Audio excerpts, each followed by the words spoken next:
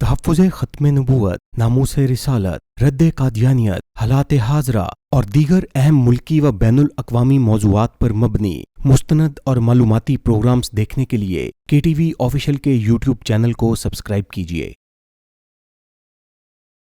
1953 کی تحریک ختم نبوت میں مولانا عبدالستار خان نیازی کو سزائے موت کا فیصلہ سنایا گیا۔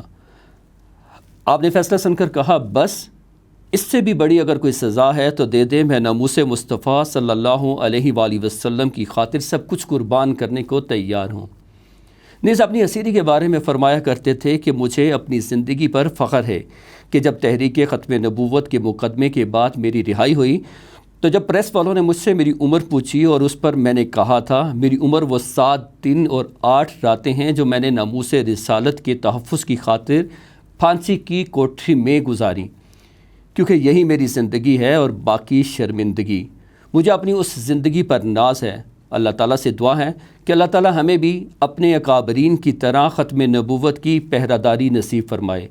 آمین ثم آمین۔